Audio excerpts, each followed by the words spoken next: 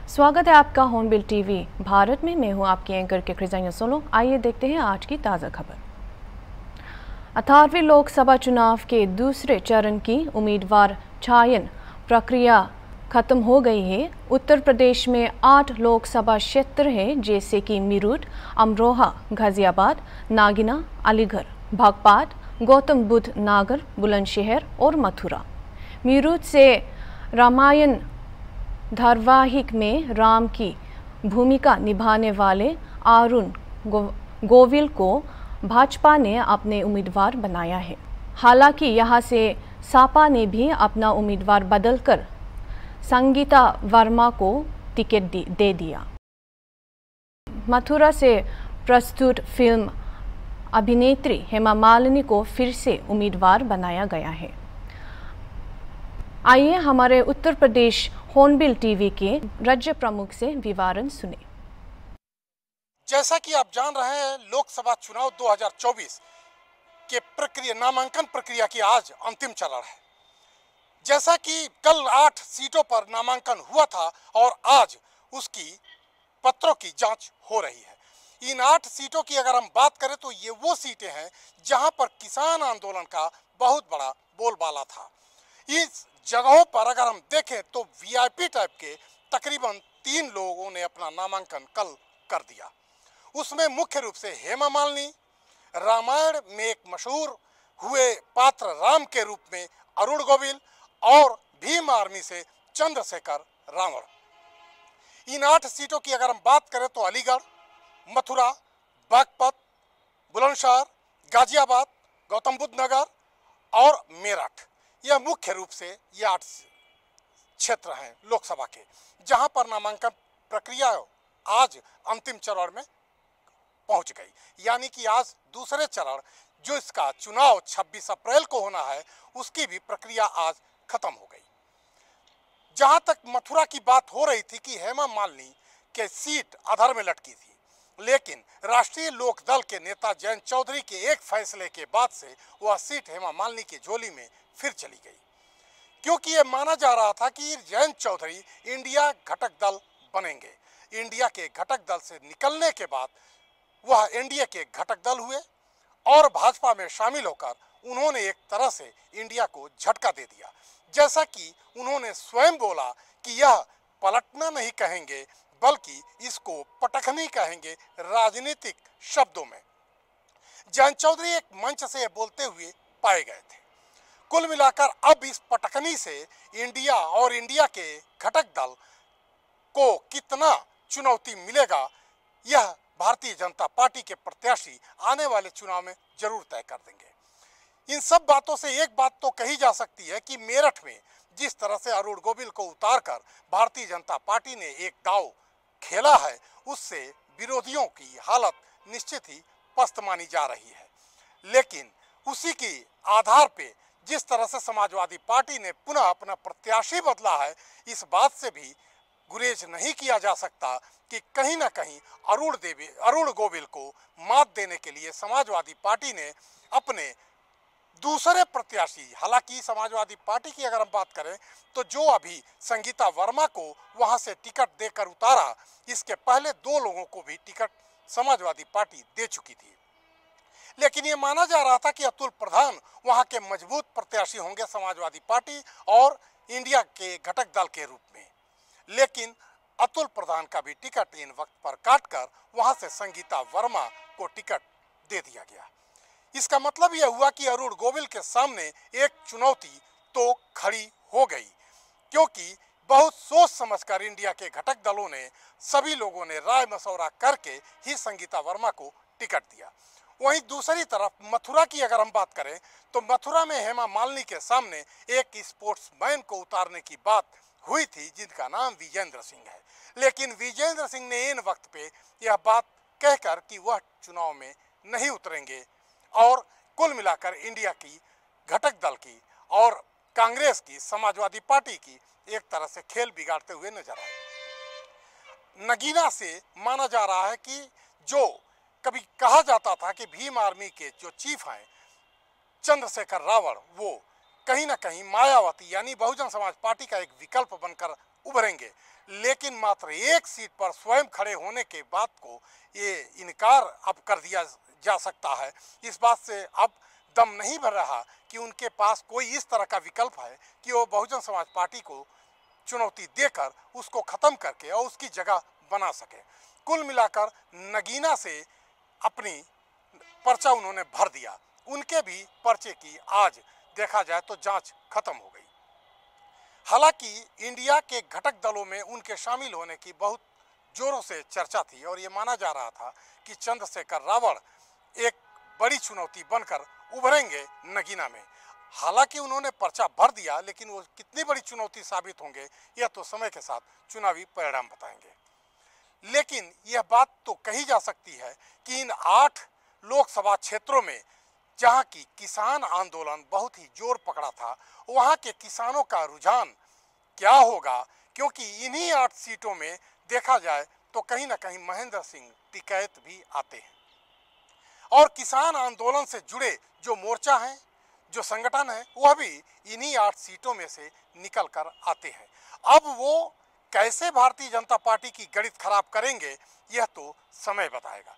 लेकिन यह तय है कि किसान आंदोलनों के वजह से, महेंद्र सिंह टिकैत की वजह से, इंडिया के घटक दलों की वजह से, चूंकि इन सीटों पर तमाम इंडिया घटक दलों के चुनावी प्रत्याशी जो उतारे गए वो अभी मजबूत हैं, तो ऐसे में वो चुनौती जरूर देते हुए नजर आ रहे हैं भारतीय जनता पार्टी को। अब भारतीय जनता पार्टी को कितनी मजबूत चुनौती देंगे और भारतीय जनता पार्टी को यहाँ रोकने में वह कितना सफल होंगे, यह तो समय के साथ चुनावी परिणाम बताएंगे। फिलहाल तब तक के लिए नमस्कार। आप देख रहे हैं हॉर्नबिल टीवी। मैं शिव कृपाल मिश्रा, स्टेट हेड, उत्तर प्रदेश, लखनऊ। जब एसपी उम्मीदवार रुचि वीरा जमा मस्जिद के पास मुगलपुरा कोतवाली क्षेत्र में लोगों से मिलने आई तो एसपी उम्मीदवार रुचि वीरा और नगर मजिस्ट्रेट के बीच एक बड़ी बहस हुई। नगर मजिस्ट्रेट ने कोड ऑफ कंडक्ट का उल्लंघन स्वीकार किया। एसपी उम्मीदवार के साथ बहस का वीडियो सोशल मीडिया पर वायरल हो गया। आइए एक देखते हैं।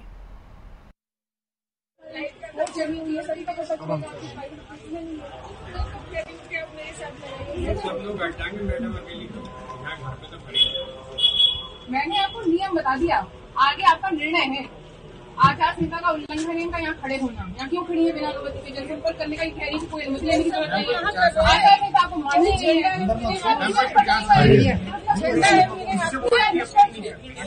परिणाम होता है प्रत्याशी खड़ा है वो नहीं झंडा। आचार संहिता का एक बार मैडम अध्ययन कर लीजिए, मेरा सजेशन है आप। मैं इसलिए कह रही हूँ एस्टिमेट कर लीजिए अभी कितनी फोर्स लगी है। जितनी फोर्स लगी है उसका रेट उड़ जाएगा।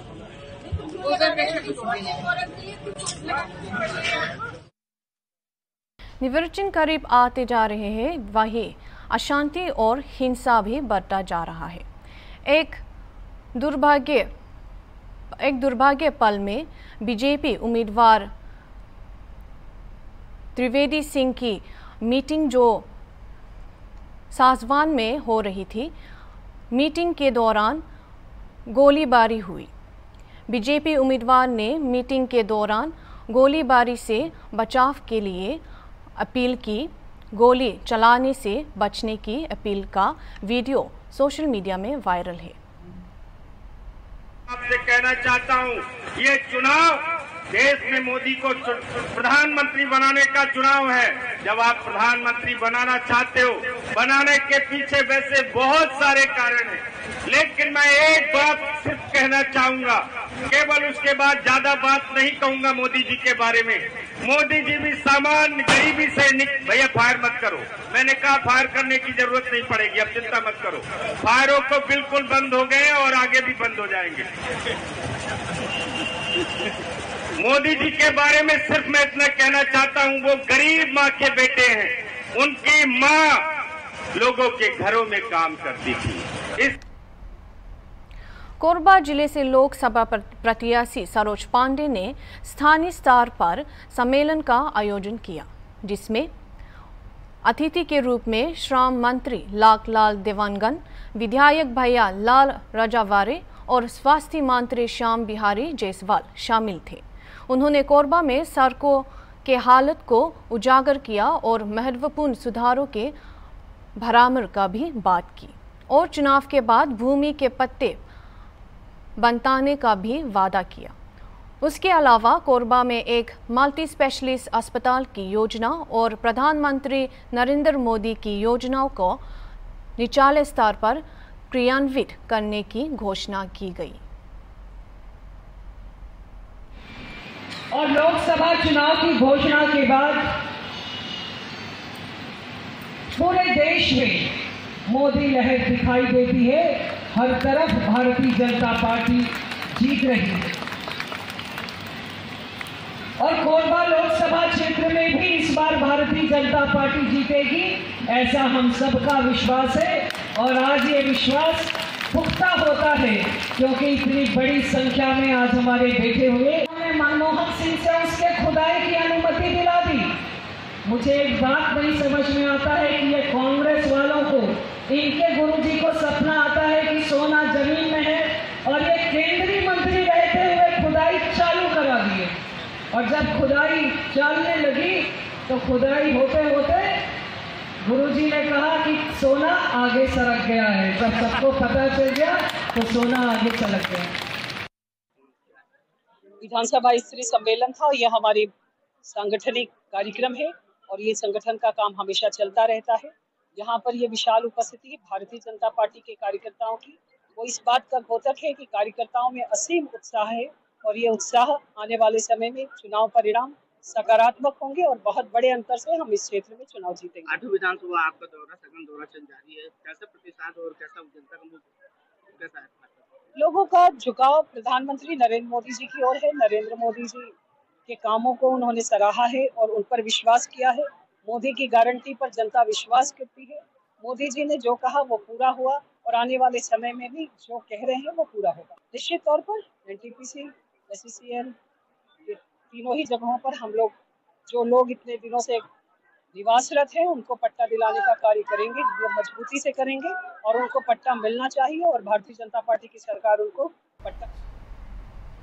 औरैया से एक समाचार, जहां क्षेत्र के दूरस्थ मुस्लिम समुदाय के लोग मस्जिदों तक पहुंचे और अलविदा जुम्मा के नमाज अदा की और अलविदा जुम्मे के दिन शांति की प्रार्थना की। हजारों लोग शांतिपूर्व मस्जिदों में जुम्मे के नमाज के लिए इकट्ठे हुए। सुरक्षा कराने के लिए पुलिस अलविदा जुम्मे के दौरान मस्जिदों के बाहर कड़ी निगरानी में रहे। आइए एक नज़र डालते हैं। महीना अब हमसे रुखसत होने वाला है कि जिस महीने में नफल का सवाब फर्ज के बराबर और फर्ज का 70 गुना करता है, वो महीना हमसे रुखसत होने वाला है कि जिस महीने में अल्लाह ने अपनी सबसे मुक़द्दस किताब कुरान मजीद डाली, वो महीना हमसे रुखसत होने वाला है कि जिस महीने में अल्लाह रब्बुल इज़्ज़त ने एक रात ऐसी दी है जो 1000 महीनों से बेहतर, और वो महीना हमसे रुखसत होने वाला है जिसके हर पल, हर घड़ी अल्लाह की रहमत और नूर की मूसलाधार बारिश का ये वो महीना है कि जिस महीने में परवरदिगार आलम अपने करम से अफ्तार के वक्त 10 लाख जहन्नमियों को जहन्नम से आजाद करता। और आज ये जुमे का दिन है, जुमे का द्वारा फरमाया गया कि रमज़ान शरीफ में गुरूब आफ्ताब से लेकर और गुरूब आफ्ताब तक, यानी जुमे की शब और जुमे की रात में परवरदिगार आलम रमज़ान शरीफ में 10 लाख जहन्नमी को जहन्नम से आजाद।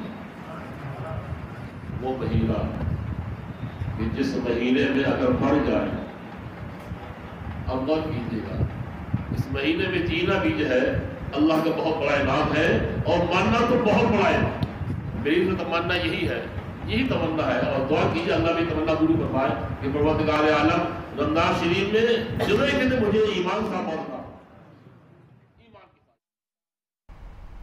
पंजाब के मुख्यमंत्री भगवंत मान 7 अप्रैल को आम आदमी पार्टी के नेता अरविंद केजरीवाल के गिरफ्तारी के खिलाफ अनशन करेंगे। ये सामूहिक अनशन खताकर कालन में होगा, जो भगत सिंह के गांव में है। आम आदमी पार्टी ने इससे शुक्रवार को आह्वानित किया, जहां पार्टी के मुख्य कार्यकारी अधिकारी शामिल होंगे। पार्टी जिले स्तर पर भी उपवास का आयोजन करेंगे। इसके अलावा भगवान मान 13 लोकसभा संसदीय निर्वाचन क्षेत्रों में पार्टी अभियान को बढ़ावा देने अनशन पर रहेंगे। आम आदमी पार्टी के नेता दिनेश चड्डा ने शनिवार को कहा कि सभी आम आदमी पार्टी के कार्यकर्ता और पंजाब के मुख्यमंत्री लोकतंत्र के लिए एक दिवसीय अनशन पर रहेंगे। केंद्र की भाजपा सरकार द्वारा माननीय श्री अरविंद केजरीवाल जी को बिना किसी एक पैसे की बरामदगी से, बिना किसी एक पैसे की नामी बेनामी जायदाद से, बिना किसी एक पैसे के रेवेन्यू लॉस के सिर्फ इसलिए जेल में डाला गया है क्योंकि वो भाजपा के खिलाफ आवाज बुलंद करते हैं, क्योंकि वो केंद्र की भाजपा सरकार के खिलाफ आवाज बुलंद करते हैं, क्योंकि भाजपा को खतरा है इन चुनाव में सिर्फ और सिर्फ अरविंद केजरीवाल जी से।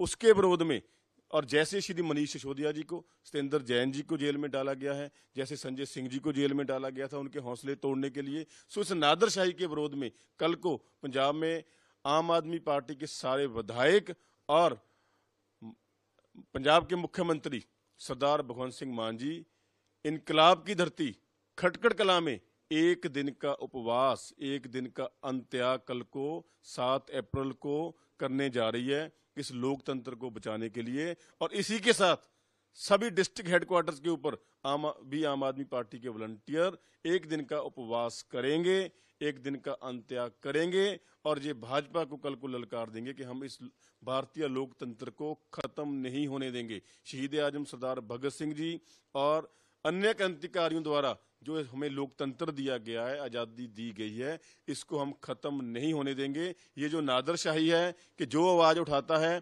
जिससे जिस विरोधी से खतरा है उसको जेल में डाल दो, तो ये नादरशाही को खत्म करने की ताकत आम आदमी पार्टी के वॉलंटियर सभी पंजाबी, सभी भारतीय रखते हैं। इसलिए कल को एक दिन का उपवास कर इसका ऐलान कर रहे हैं।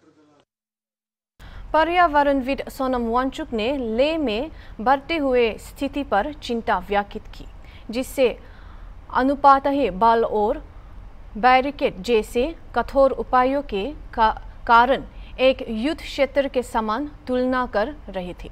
उन्होंने शांतिपूर्ण युवा नेताओं और गायकों को गिरफ्तार करने की कोशिशों का उल्लेख किया। लेह जिले के प्राधिकरण ने आगामी पश्मीना मार्च के मद्देनजर शनिवार को धारा लागू के ताकि क्षेत्र में किसी भी अशांति को दबाया जा सके, इसमें वाहनों पर लाउडस्पीकर लगाने और पूर्व सेवरिटी का जनसभाओं को रोकने का प्रतिबंध शामिल था। वांगचुक ने शांतिपूर्ण वातावरण में एक अचानक बदलाव का दुख व्यक्त किया, यहाँ तक कि प्रशासन की शांति पहल को अब खतरनाक माना जा रहा है। जुले नमस्कार, सलाम। आज मैं दूसरे दिन के अनशन पर हूँ, क्योंकि महिलाओं के अनशन के बाद अब युवा बागडोर संभालेंगे। इस बीच में हम भी उनके साथ 3 दिन के अनशन पर हैं। कल मैं आप लोगों को एक अपडेट दे रहा था यहाँ पर कि सरकार बहुत ओवर रिएक्ट कर रहे हैं और यहाँ पर युवकों को, कार्यकर्ताओं को पकड़कर उनसे ज़बरदस्ती बॉन्ड्स लिखवा रहे हैं।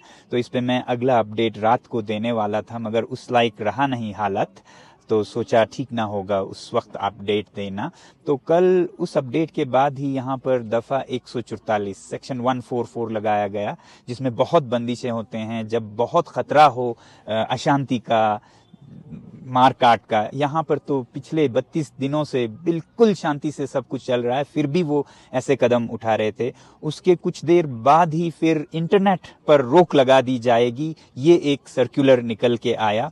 और फिर कुछ ही देर बाद सरकार से ही, प्रशासन से ये सर्कुलर फेक है, जबकि फेक लग नहीं रहा था, तो ऐसे आए। तो बहुत बंदिशें लद्दाख पर जैसे कोई वॉर जोन हो ऐसे लगते जा रहे हैं। और रात को यहाँ अनशन के स्थल पर से कोई 3-4 कार्यकर्ताओं को पुलिस पकड़ के ले गई बाहर से जबरदस्ती, और पुलिस चौकी में लेकर उनसे जबरदस्ती बॉन्ड्स लिखवा रहे थे या उन्हें अरेस्ट किया जाएगा, ऐसा उन्हें बताया जा रहा था। और ऐसे में मेरा अपडेट देना शायद खुद अशांति का एक कारण बन जाता, तो इसलिए मैंने कल रात की अपडेट आप लोगों को नहीं दी। ये मसला जो कि बहुत ही नाजुक बन गया था, क्योंकि उसके बाद बहुत अशांति फैल सकती थी, मगर हमारे जो यहाँ के अलग अलग धर्मों के नेता हैं, सर्वधर्मी नेताओं ने जाकर पुलिस चौकी में वकालत की कि उनके बिना किसी सबूत के, बिना किसी अशांति फैलाने के कोई वाक़या हुए, अगर आप ऐसा करेंगे तो इससे ही बहुत बुरा हालत होगा। ऐसा कहकर बहुत सारे जो धार्मिक नेता थे और फिर मीडिया आकर फिर उनके दबाव में शायद उन्होंने फिर ये बॉन्ड की ज़बरदस्ती बंद की और उन कार्यकर्ताओं को छोड़ दिया। तो ये कभी भी हालत काबू से बाहर जा सकती है और कुछ भी हो सकता है, ऐसा हमें लग रहा है। और लग ये भी रहा है कि प्रशासन को खुद अपने लोगों पर अब नियंत्रण नहीं रहा है, क्योंकि सभी लद्दाख के लोग जो हैं, चाहे वो सरकारी कर्मचारी हो या पुलिस के कर्मचारी हो या भारत भर में हो, उनका दिल लद्दाख के इस आंदोलन के साथ है, क्योंकि ये सच्चाई पर चल रहा है और सिर्फ अपने वादे याद दिलाने की कोशिश कर रहा है। और ऐसे में लोगों का दिल इस आंदोलन के साथ है। वो इस तरह पता चल रहा है कि जो भी सर्कुलर्स निकाले जाते हैं वो फट से सोशल मीडिया पर उन्हीं के कर्मचारी लीक कर रहे हैं कि जैसे इंटरनेट बंद होने वाला है, वो आ गया तो उसको फेक बताना पड़ा, मगर लग रहा है इंटरनेट बंद ही होगा। उसी तरह अभी अभी हमें एक और सर्कुलर हमारे हाथ आया जो शायद पब्लिक हो या फिर शायद बहुत कॉन्फिडेंशियल हो, हमें नहीं पता, क्योंकि अभी सब कर्मचारी ये सब लोगों के साथ शेयर कर रहे हैं। तो जिसमें तो ये दिखाया गया कि ये आज रात और कल में पूरे लेह शहर को मतलब एक छावनी, एक वॉर जोन की तरह बना दिया जाएगा। हर रास्ता जो लेह की तरफ आता है उस पे नाकेबंदी होगी, पुलिस होगी, आंसू गैस होंगे, स्मोक ग्रेनेड्स होंगे, ये रायट गियर्स होंगे, ये सब दिखाया जा रहा है ताकि लद्दाख के लोग लेह की तरफ आ ही नहीं पाएं और ऐसा कोई मार्च भी ना हो। तो इतनी बौखलाहट सरकार में क्यों है, ये अपने आप में एक जवाब सा बन गया है कि कितना छुपाने को है, कितना दिखाने को है। इस समय लद्दाख बहुत संवेदनशील है। देश के सभी नेता, खासकर सैनिक नेता, सैनिक विद ये बोल रहे हैं कि लद्दाख बहुत संवेदनशील है, सीमा पर है, मगर उसकी परवाह सरकार को नहीं लगता है कि सीमा के संवेदनशीलता से राष्ट्रीय सुरक्षा पे क्या असर पड़ेगा अगर लद्दाख के लोगों के मन को ठेस पहुंचे। तो ऐसे में हमें लग रहा है कि न उन्हें राष्ट्र सुरक्षा की चिंता है, न सैनिकों की चिंता है, और यहाँ के लोगों की तो बिल्कुल नहीं है। पिछले 21 दिनों के अनशन में एक बार तक नहीं पूछा, मगर जब ये मार्च की बात आई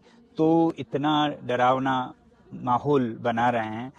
तो फिक्र सिर्फ लगता है कि इलेक्शन पर ये जो अतिक्रमण है उसका असर ना पड़े, वोटों पर असर ना पड़े, या फिर जो चरागे कॉर्पोरेट्स को दिए गए हैं उन पर असर ना पड़े। फिक्र कॉर्पोरेट्स की, फिक्र वोटों की, लोगों की नहीं, सुरक्षा की नहीं। बातें बहुत हैं और इसके बारे में मैं एक थोड़ा विस्तार से YouTube वीडियो शायद जारी करूं आज, क्योंकि इस छोटे से अपडेट में नहीं हो पाएगा। बस यही कहना चाहता था कि ऐसे हालात में जब यहाँ पर एक वॉर जोन सा बनाया जा रहा है, तो आप में से जो बहुत से लोग यहाँ आना चाहते थे इस मार्च में शामिल होने के लिए, मैं ऐसा सुझाव नहीं दूंगा हालात को देखते हुए, मगर ये कहूँगा कि आप लोग अपने अपने जगह से, अपने शहरों से राष्ट्र के नाम पर बहुत काम कर सकते हैं। तो रविवार 7 अप्रैल और हर रविवार राष्ट्र के नाम अगर करें और सच्चाई के नाम करें, ताकि लद्दाख की हालत और देश में जो पर्यावरण को कॉर्पोरेट्स के लिए और जो राष्ट्रीय सुरक्षा है उन सब पर आप आवाज उठा सकें, हमारी आवाज को बुलंद कर सकें और इस देश को एक बेहतरीन देश जिसमें सच्चाई पर चला जाता है, वादे निभाए जाते हैं, ऐसा एक चरित्रवान देश बनाने में हम सब मिलकर आगे बढ़ें। बहुत बहुत धन्यवाद। जय। आज के लिए इतना ही। देखते रहिए हॉर्नबिल टीवी।